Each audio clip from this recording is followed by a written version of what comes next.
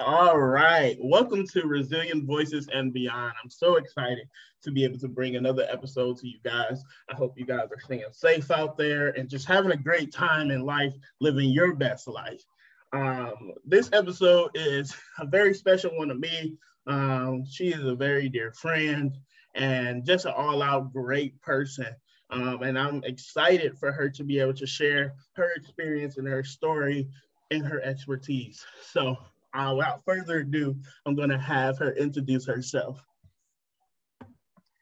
All righty. Hello, everyone. My name is Makita James. I am a student at SVSU, currently pursuing my bachelor's in social work. And, I'm a foster care alumni. Again, as Michael said, a great dear friend. So I'm very excited to be on this podcast to speak to him and reach out to all of you. Thank you, Makita, for that.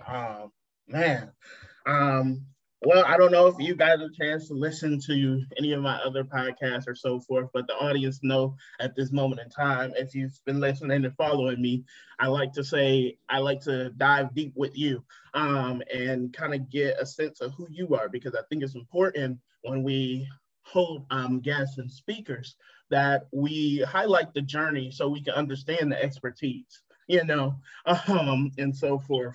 And I think that helps people who are listening to these people that are speakers and so forth.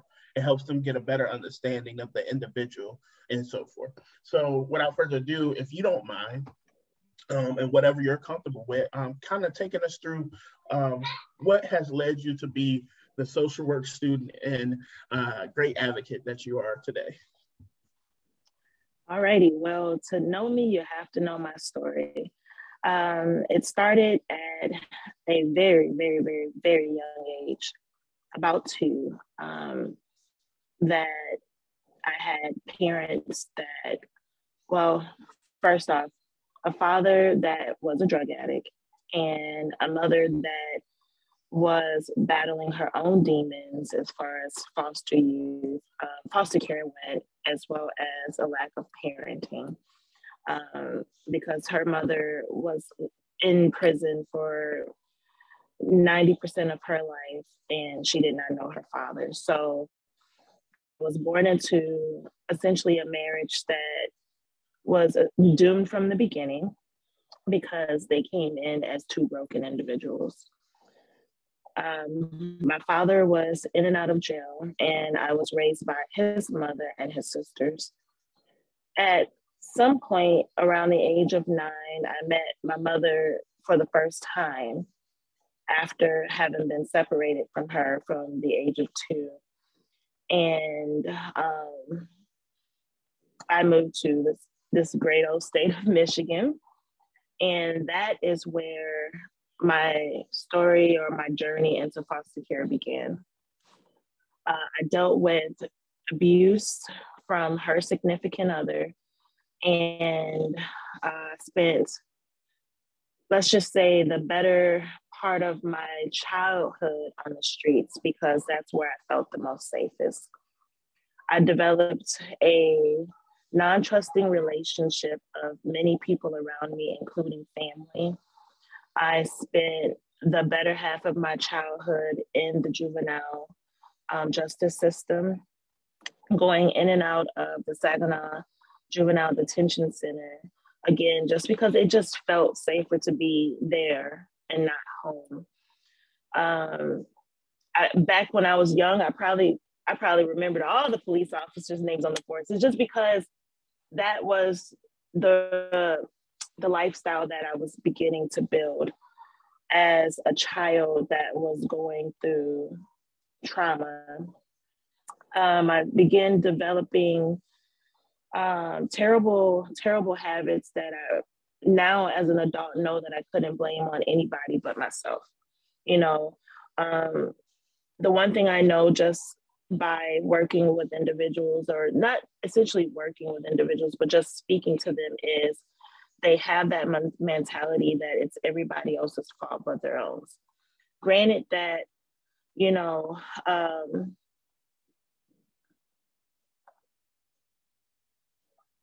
yes, the trauma that they endured, that I endured, that many of us have endured, was done to us without our permission. I guess that's the best way to put it. Every decision that we made there afterwards was our own. And I made many, many, many poor decisions, promiscuous decisions, criminal decisions. None of them led me down a path of righteousness. None of them led me down a path of healing. So eventually,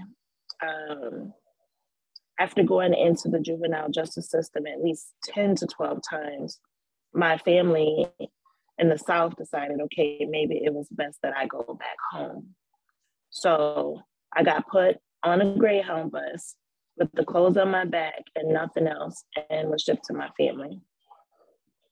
By then, I was returned as someone other than what I left. So that sweet, church-going, innocent little female that got straight A's came back as a student that didn't really care about school, that was picking up a drug habit of her own, that was young, like 9, and already sexually active. And I was a thief. And that was my way of getting by in life. Like living here in Michigan, every day that I was on the streets was a day that I didn't know if I was going to live to see another day, because my actions could have led me to being 6 feet under, because I wasn't just harming myself, but I was harming the lives of others that were intentionally trying to hurt me. So it was like a revengeful a revengeful attitude. I moved back home, and because I used to steal to survive, I did it one good time to my grandmother, and I ended up in the state's custody. And so I spent the next 5 to 6 years in and out of foster care, in and out of mental health hospitals, because I was dealing with severe depression that led me to trying to be suicidal, nearly succeeded. And because of that near success, I lost the opportunity of being adopted by a great foster parent. And I spent all of the rest of my childhood in and out of these facilities until I hit the age of 18. And it was like, okay, time to give you the nice boot, because we got to make room for other people. I didn't have the opportunities, or at least to my knowledge, the opportunities that some of the foster youth today have, because things have progressed and changed. But as I've grown and started reaching back into my childhood and speaking to some of the individuals that were a great influence on that, I realized that I had more help than I noticed, because as a child, I saw what I wanted to see. And I pushed away some decent people. But because of them, I am where I am now.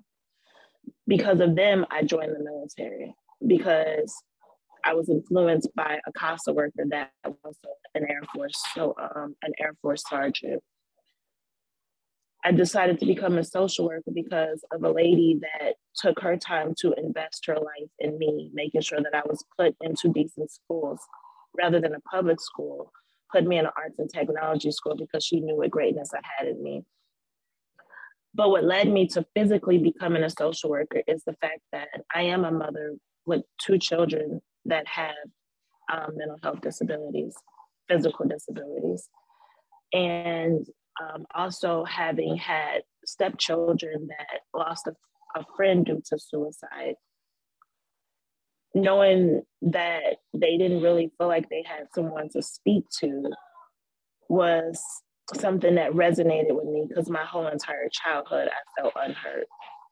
And so that's why I'm going on this journey to become a social worker, because I feel as if they need someone that can really truly relate to them, rather it's foster care, rather it's a veteran, rather it's just anybody that's dealing with depression. They need someone that can physically understand what they are going through at that moment.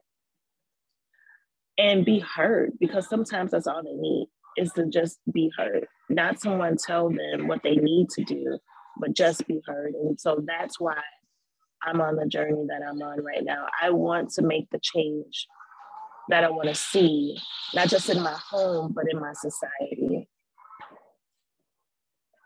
That's me. Thank you. Thank you for that. Man, wow. You are the embodiment of resiliency and perseverance. I just want to say thank you. And not just thank you for, being who you are and on your journey and so forth, but thank you for continuing through. You know, I'm pretty sure there was a lot of struggles, there was a lot of sacrifices, and just a lot of things that, created barriers, but you continue to persevere throughout all of that. So on behalf of this world, and even myself, because you came into my life and been a very good friend and good support. I just want to thank you on behalf of all the lives that you're going to touch in the future, and the lives that you're touching now. Um, so kind of you dropped a lot of nuggets in there. So if you don't mind, I'm gonna take us back, to kind of pull out some of those things. And I think it's important because as a young lady, you had experienced a lot of different things that introduced you to a whole different world. And for you guys that don't know, me and Makita found each other through work and so forth. And we've kind of been side by side getting at it, and working with different clients and so forth through our experience.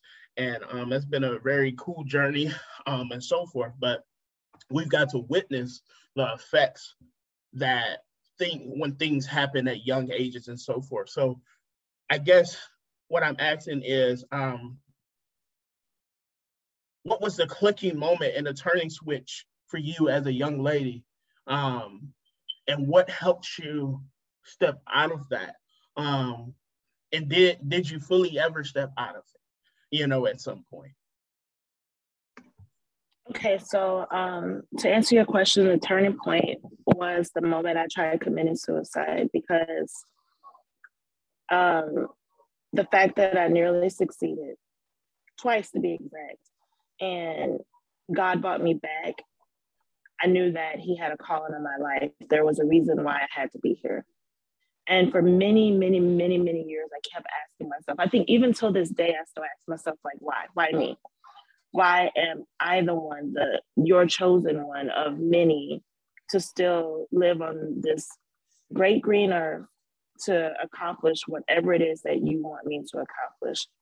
And every day I would hear that voice that, you change. You are changed. And I never understood what it meant, but the words was like, you are changed. You are going to be the one that's going to stop generational curses. You are going to be the one that's going to stop that transmission of foster care in your family. You are going to be the one that's going to be the epitome of what healing looks like.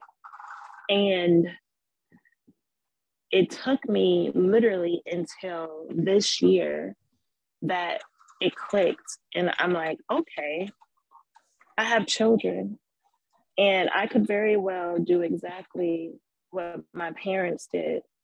And this generational cycle will keep on continuing on.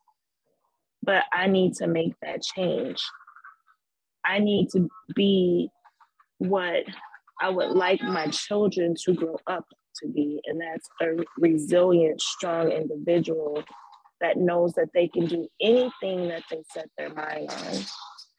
And when they have children, they can do the same and vice versa. So I'm going to be that change, and it's going to start right here in my home. So that's kind of where it clicked for me, is that clearly God had a purpose on my life. And it took me to start having children to realize that what I went through was for a reason. it was for a reason. Because he blessed me with two beautiful boys that both have some type of mental health conditions. So he blessed me with the strength to be able to take care of myself on the mental health standpoint so that I can better assist them. And even when I can't, I now know who I can reach out to assist me and build that system of support for them. I don't know if I'm answering that question correctly, but I just know that, yeah. You're doing a great job. You're doing a great job. And you kind of answered the last piece of it, but the kind of the first piece, I'm gonna reiterate that for you is through your experience. You said you started being sexually active, being very promiscuous, you know, in involving in like criminal activity, you know, stealing or just having that survival mindset. You know, now, you know, through different experiences as well as I do, you know, a lot of our young ladies now that, you know, are inexperienced and so forth, have that survival mindset and utilize, you know, what's on the outer side to in a survival sense.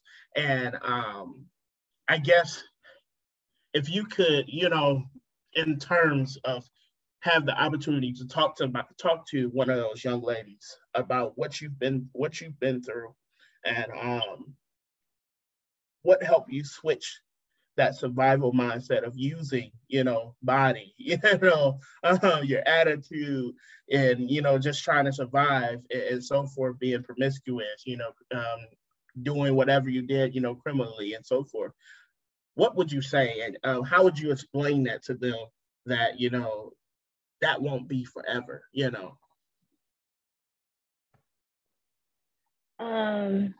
That's a hard one.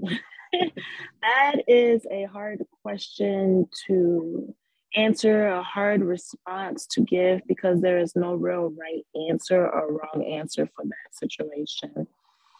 But for me, it took me going back to my roots, and that was my religious roots, and trying to find self-love. Because what I realized was that when I communicated in those promiscuous acts or was stealing or whatever the case may be, it was more so a sense of having control. And when you go through the trauma that a lot of foster youth go through, or anyone with trauma per se, that trauma is someone else having some sense of control over your life. And so for me, doing those things was taking back that control, allowing to say, if I'm gonna let somebody hurt me, it's because I'm allowing it to happen. Or if I do this, it's because I'm allowing it to happen. Nobody else has that control over my life. And if I were to sit down and actually speak to a female that's going through this, I would let them know that they don't have to do this. This doesn't have to be their way of life, because that, like you said, that only goes so far. What looks good now, 10 years down the later might not look so good, you know? Mm-hmm. It might not look so appeasing to this guy or this woman or whatever their unique situation is. But also to develop their own sense of self is the best way to explain that, because we live in a society where unfortunately, when you look at the TV or the modeling company or whatever, it feels like a woman has to have like this sense of, you got to look a certain way, you got to act a certain way. The society doesn't allow women to just be a woman and to be who we are unapologetically, you know. And they need to understand that they don't need to use their God-given gift to make it in this world. You know, they got to use this up here, the mind, and change that mindset that this is what we have to do to get by. But to also, and I love this saying so much, but to try not to change the things that we can't control, but to change the things that we can. Because if we're too focused on trying to change the things that we can't control, we're going to continue making these same mistakes over and over and over and over again. Sometimes in life, things are meant to happen for a reason. Whether we understand what that reason is or not, live it, experience, live it, learn from it, and take that experience and put it to something of good use. And so for me, even though I didn't understand the things that I was doing, I was just doing it, or didn't understand the level of trauma that I was going through. I took that experience and I utilized it so that I can better help other women and other men that went through the same very thing that I went through, and that I'm currently trying to heal from. And I say currently trying to heal because even though this happened well over 20 years ago, I'm still seeking mental health. I still seek counseling, because you can say you're healed, but there is going to be something in this world that's going to trigger you and set you back, even a little bit, And so this journey is a never ending journey, unfortunately. It's a never ending journey. So just knowing that you don't have to act out in the way that you're acting out to make it in life. There are other ways. And lastly, try not to be afraid of the unknown. I think, and you can attest to this, a lot of the people that we come across, is that unknown factor that freaks them out and makes them want to continue doing the things that they're doing. But do not be afraid of the unknown, because through your actions what's coming, and that those results and those outcomes are the most negative ones ever. So why not trust in that unknown, that there's got to be something better? And also put everything on a continuum, So if I continue to keep doing this is what's going to happen. But what if I just do something just a little different? And just think on that. Like, what if I do it differently than what I've been doing? What could possibly change for me? And I think, like I said in the beginning, there's no real right or wrong answer for that, because they have to come to that. Sorry for the noise in the background if you can hear it, because that's my little guy. But they have to get to that point in their life that they want to make that change. All I can do, all you can do, and all anyone can do for that matter is just plant those little seeds, those mustard seeds of faith in them, that one day with hope will grow, and then even if they're 30 or 40, when it happens, they can say, hey, I've heard this before, and I want to make this change. There's no real right or wrong answer for that. Like I said, that's a really hard one to answer, because it is okay. Everybody has a unique situation. Right. And I kind of want to take this moment to speak to, those young ladies and even young men.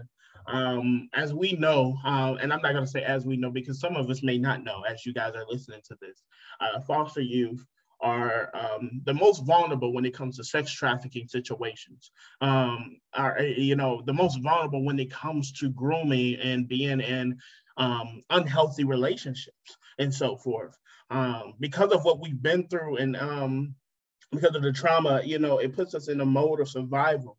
And sometimes when you're in a mode of survival, you're willing to sacrifice a lot of yourself to put yourself in a better means of situation, even if overall it's not really a better means of situation. Is really putting a Band-Aid on everything else, at that moment, having a place to stay, if it's a guy, a guy, girl, or, whoever,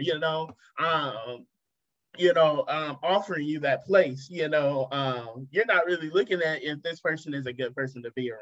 Is this person really, looking out for my best interest? Or is this person, like, if I fall asleep, are they going to touch me or whichever? Is this person going to try to groom me to, pimp me out or whichever? But you're not really looking at that because your mind is in a place of survival mode. So I just wanted to take this moment to speak to those people who, are foster parents, are social workers, who, even our young adults that may be listening to this, and even, youth that may be listening to this. I know it's hard to say, kind of take yourself out of that survival mode, but you got to work on those issues. If you are youth that are going through therapy and so forth, take value in that, work through it, because, you don't want to be on the other end of that and later on in life. And you're like, man, I had that perfect opportunity to work through this. Now this is affecting my kids. Now this is affecting my my relationship, my marriage, my school, my job, because us not working on us affects other things in the future. And it's not just foster youth, it's people in general. When we go through things, we like to put it off. We like to give ourselves every excuse in the world. I got to work, I can't really do that, or I really ain't got the finances to do that. We live in a world where now there's, free mental health services, and free spiritual services, and all these different things, that could be resourced and found. So, just reach out, use your resources and everything. But I thought it was very important for me to mention that because foster youth and alumni are a very vulnerable population. There are still a lot of our brothers and sisters that's out there that are in these situations, that are being sex trafficked, that are, living on the streets thinking that's the only way they know they can live. I've worked with a lot of clients and so forth, and mentoring and peer support settings that, I get to help them, and then they run back to it, but one thing I've realized is that, Makita can attest to this, as we're continuing to work and so forth, we're dropping breadcrumbs, even if it doesn't come in effect right now. We hold out hope that one day everything that we've said and so forth may click. Everybody's going to make their own decisions and so forth, but and it does affect, as social workers and CASAs and GALs and, supportive adults and so forth, it does affect the person when you see somebody that you care about continuously going back and doing the same things. It does affect us. So I don't want to take away or disvalue or unvalidate that. But what I do want to say is the fact that just know that what you're saying will click. I'm a representation of that. I didn't have a lot of mentors. I had a lot of people who dropped a lot of knowledge on me, a time here, a time there, and so forth. And then eventually, as I got older and a little bit wiser, I went back in my mind and remembered all those different, people who said something. And I just took all those different pieces and, solved the puzzle for myself. But you kind of touched on mental health and so forth. I kind of want to talk to you about your experience, in your journey as a student, because not only are you a student, you are a mother, you are working through things, in other avenues and so forth. How has this been on top of COVID happening? Being a social work student, being an alumni, being a mother, how have you made this possible? Like, what is your secret recipe? That sauce, okay? That mental health sauce. Let me tell you something. It has not been easy whatsoever. The one thing I can say, and I don't know, I can speak for me, but I'm sure it's the same for a lot of individuals that go through some sort of trauma, mental health, foster care, alumni, whatever the case may be. When you've been through that, change is hard. When I say change is hard, I mean like really, really hard. You can't handle the change. And so with COVID kicking in, a lot of things changed. For someone like me that benefits from being in a classroom setting, I had to adjust to doing online. But not only did I have to adjust to doing online, I had to adjust to being a mom and a student all in the home. In the beginning, I was able to separate those two. I go to school, I could take my mommy hat off and I can go do what I need to do.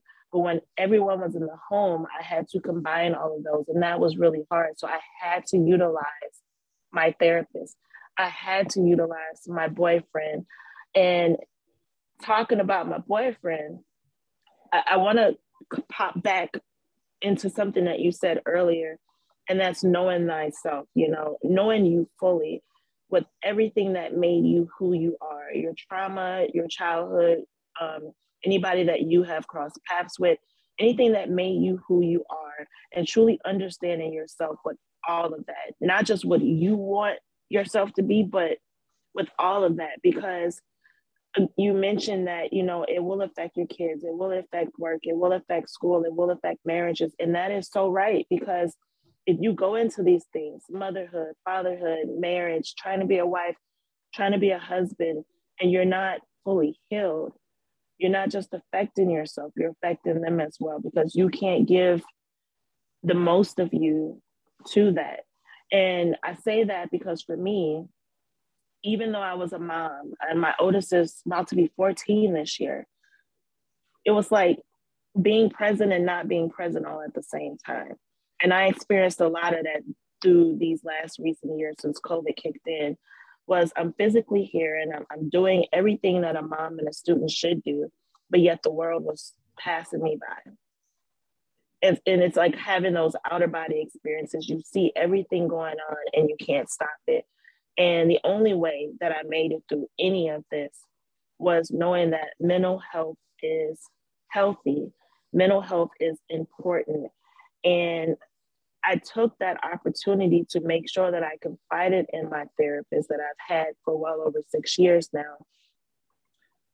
Every week, every month. And if I needed a little bit more of that, I advocated for myself to say, hey, it's rough right now in my hood, and I need you. I need to talk just a little bit more, and opening up to the individuals in my system. So opening up more to my boyfriend and allowing him to understand the level of trauma that I went through and not holding that back anymore, because I had to share it. I don't know how better, the best way to explain that, but to share that pain, talk about it, because trying to hold on to it alone is like carrying an elephant on your back. It's hard, it's exhausting, and it takes a lot of energy out of you. So share it. It's okay, because you need to be able to trust somebody with this knowledge to be able to make it through. And that's with anything in life. Don't hold on to it, because what you do is you just make matters worse for yourself. But yeah, that's how I got through, Michael. Counseling. Okay.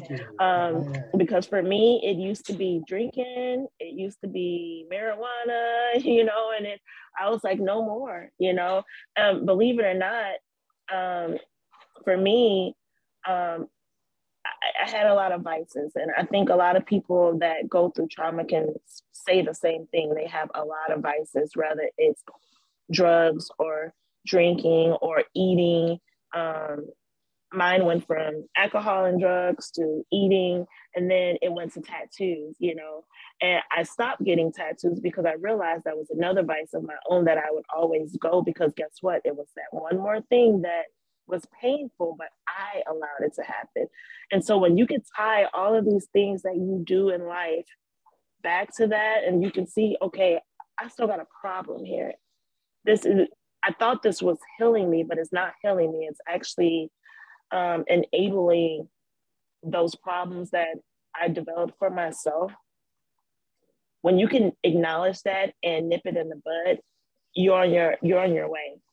And so that's why I always kept that therapist nearby. So when I speak on these things and they address those with me, and I can be like, oh, is that what I'm doing? And so you can really readily see it more and more as you speak. And that's the best thing that I can say is just speaking. Speaking will get you through anything. And I know it's hard because it makes you feel a little bit more vulnerable, putting all of that pain and anguish out there into the world. But I promise it takes a load off your chest when you do. And it opens up the doors to having someone be there to support you when you can't support yourself. Definitely, definitely. Thank you for that. Just a couple of things I hear you saying, just taking back your own life, giving yourself back that power to choose, despite the vulnerability, despite the trauma, despite the pain, the hurt, and sacrifices that you had to make, a lot of us, speaking on those sacrifices, a lot of us think that, the things and the mistakes and the falling short and so forth we have to do to get where we are, we should regret those things. And I'm not here to tell anybody how to live their life and so forth, but in my time and living and so forth, in my 24 years, I feel as though, if you spend your time regretting the past, you don't allow yourself to live in the present. I'm like, everything happens for a reason, for a purpose, whether you believe in God or whichever, it happens, and it happens to help you be who you are in your present day. Now it's up to you, once those things happen, to take the lessons and make notes out of them and adapt them to your life. It's up to you to utilize that and so forth. But that's the choice you get to make. I used to use this analogy when I used to work in the juveniles and residentials. And I used to tell my clients, the reality is, for every good thing, there's going to be some kind of sacrifice. And they were like, "What do you mean, Mr. DT? Like, what do you mean? Like, I'm gonna have to sacrifice to have something good in life?" I was like, "Look, you like smoking weed, right?" And they're like, "Yeah, I mean, it's what I do, and everything." Say, for instance, the way to get to a good job, or the way for you to have a stable place for your kiddo or whichever, was for you to just stop smoking weed. Would you sacrifice that momentary bit of happiness or joy or substance to be able to have stability? And that's what we have to get to understand. Like, that's what I had to understand. I beat at that drum so many different times. I ended up homeless, was in the juvenile system, jail, and so forth. And I'm here today because I realized I had to sacrifice all those things that were holding me back, to let go of them, to let go of the mindset of like struggle, because I had been in the struggle for so long, it became more so of an addiction to being in that struggle, to being in that poverty, to being in that mindset of there's nothing more for myself.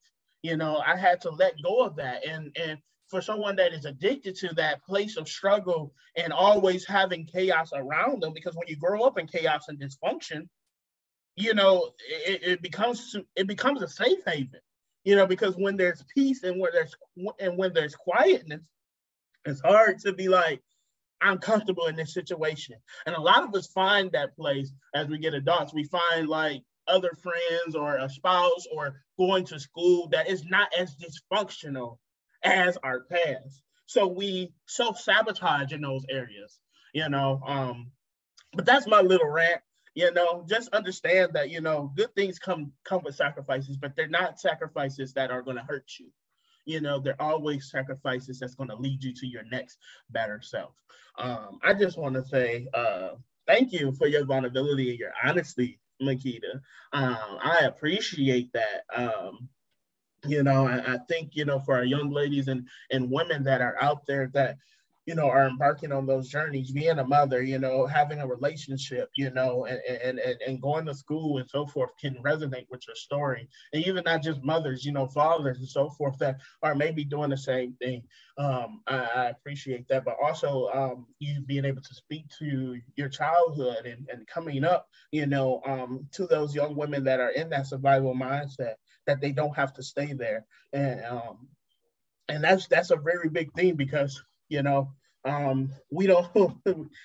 talk about, when we go through trauma, that sometimes we stay there mentally, The time passed, the years passed, and so forth. But that little girl or that little boy is still there mentally. And until we let that person free, and until we speak, just like you said, speak that stuff out, whether it be in therapy, whether it be talking to a spiritual counselor or advisor, or whoever whoever you feel comfortable with, on that journey, you're going to continue to fester that inside. And it's like, and to give you guys an example, when you poke a hole, you poke a hole in a bottle and then try to fill it up, and hope that all the stuff that's inside stay in, all that stuff, the fumes, the water, whichever, it spills out, and it spills out on your surroundings, your environment and your people, which is what you spoke to. I kind of want to ask you, my last couple of things, any tips and tidbits that you have for people who are going into social work, people who are going into, internships, foster care alumni, and just, parents, that are out here.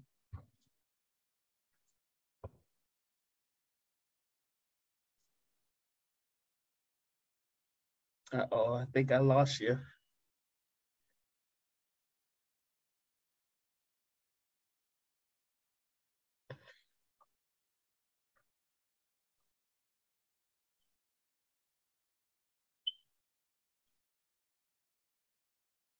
All right.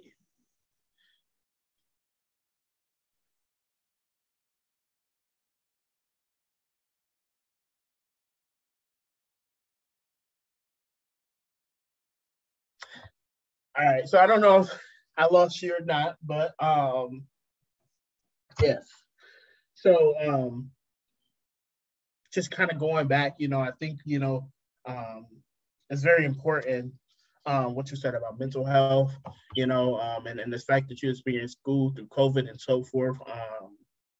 The thing is, it's very important to us to know that, not just as, a population that, a foster youth and alumni and so forth, but as a nation and so forth, because we don't know the effects of COVID and how it has impacted people in their different avenues. So I ask that question a lot to everybody I've interviewed, about their experience with COVID and how it has affected them and so forth. So I think it's important, to kind of highlight that, because being a parent alone is a job. And then Adam being a student, and I believe you're doing an internship too, plus, trying to maintain self-care, mental health, and then your household, mental health and self-care, and all the different avenues that you have in life, that is a lot, and just add on the pandemic. We're just going to sprinkle on a pandemic on all that, and so forth. So that is a test to your resiliency and perseverance, and that's great. And I appreciate you sharing that. It is a question I asked to all my guests, and so forth. But I know you cut out a little bit there, so I kind of want to go back to my last question, about any tips and tidbits that you may have. I cannot hear you. You can't hear me at all? I can hear you now. There we go. All right. For the listeners, look, this is a raw, uncut, Brazilian Voices and Beyond. We don't look, technical difficulties happen, so bear with us and so forth when you guys are listening to this. But back to the tips and tidbits that you have. Yes. Okay. So sorry about that earlier. I don't know what happened, but we back on this air. Okay. So first off, taking it back to what you said, and this is going to tie into my first tidbit, is knowing who you are as a whole person. Because to know you will keep you from causing any harm to anyone else, especially if you're going into the field of social work, doctors, nursing, whatever. Know you and know your biases, know what sets you off. Just know you as a whole, because you cannot pretend like your past did not exist. It will fester itself. It will manifest itself in so many ways that it will affect someone else. Okay, so that's the first tidbit. The second one is, again, going back to what Michael said, is to not live in that place of struggle. Okay, because if you get so comfortable in that place of struggle, it will affect your whole entire life and anyone that you come in contact with, including clients. So before taking on this this this position, this profession, making sure that you take care of that. Number three, if you decide that you want to be a social worker or a doctor or a nurse or anything that's in this medical profession, seek your own mental health. Even if you don't think that you have something to seek it for, seek it. Because if you didn't have trauma before, you will. Because there is a thing called secondary trauma that can be caused on you just by simply helping someone that is in a place of massive and severe trauma. Okay. Number four, seeking that self-care. Take time for yourself. Okay. Because that is like really, really important. You need to take, even if it's nothing but 5 minutes out of the day, to wind down, drink a glass of tea, take a hot shower, whatever it is you got to do, and just take that moment for you. Because as a parent, it feels like you don't have time for you. It's all about your spouse. It's all about your children. It's all about your household. It's all about work. It's all about, and as a student, it's all about school, because it seems like work is never ending, but make sure to take that time for yourself, because that is going to help you to get by. But again, I really thank you, Michael, for allowing me to come on, because that last part that you said, I was over here saying, hallelujah, amen, praise God, because it's real. Like, living in that place of struggle is so real. And I tell you, I think one of the questions that you asked me in the beginning was like, what clicked? I think I had many times that it just clicked. Mm-hmm. Living in that place of struggle was like my go-to, because in my struggle, I didn't feel like I was struggling. I was so used to it. Like, being homeless, living out of my car with a newborn didn't bother me. None of that bothered me, because that's what I was used to. But when you get out of that place and really start living life and seeing what life has to offer, it's amazing. But do know that it's okay to find something to occupy your time with. Just make sure whatever it is you occupy your time with is something that will benefit you and not hinder you anymore. Because for some people, yeah, it is drugs, or it is overly working out, or overly eating, or whatever the case may be. But for me, it's school. School is healthy. It's helping me to be able to help someone else. It's helping me to be able to provide for my family. And at the same time, it allows me to not enable some of those negative things. But I will say this, when it's all said and done and school is over, or when the job that you had and you retire and it's all said and done and it's over, what do you do from there?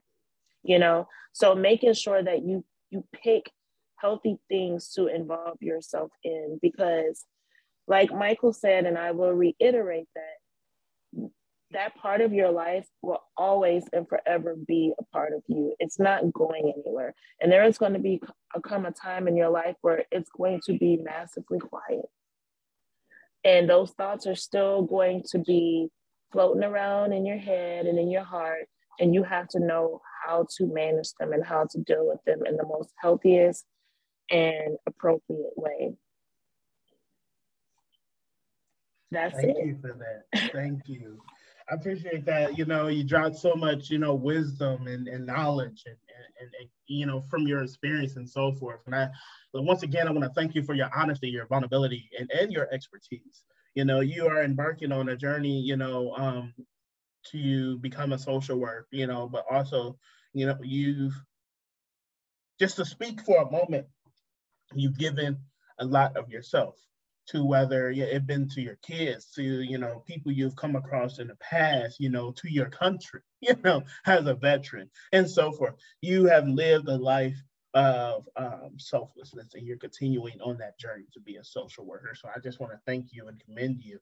And I'm pretty sure some of my audience, members and so forth, are doing the same thing. It's a complete honor to be able to speak with you and so forth, and just have this conversation. I know we have conversations, a lot and so forth. So, but just being able to share that, with a greater audience, a piece of our conversations that we be having, and hopes that, it helps other people, and it just spreads a little bit of knowledge,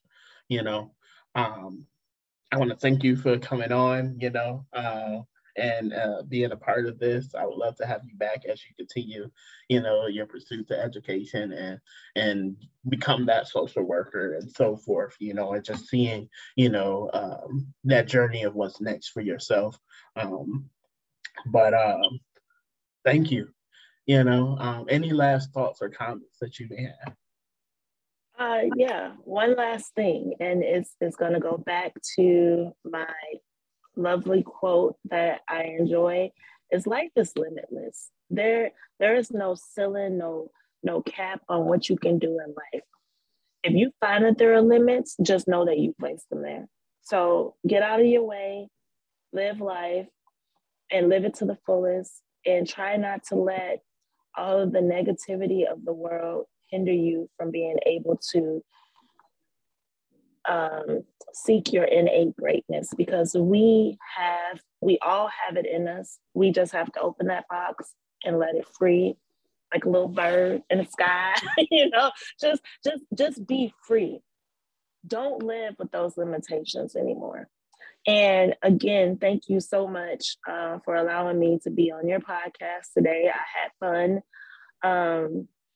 This is something new for me. It's pulling me out of a box. So if I sounded a little nuts, forgive me, but I had fun. I mean, it's nice to be able to tell my story, knowing that someone's going to hear it and it'll be able to assist them as well.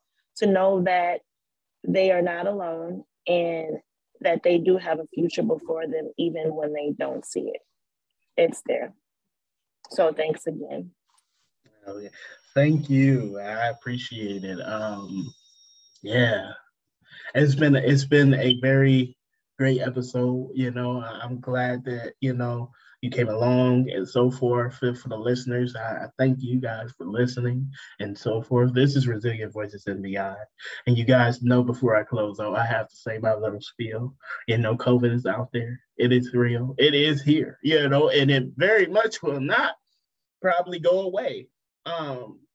So let's take care of each other. If you're thinking about being vaccinated or, whatever, do your research.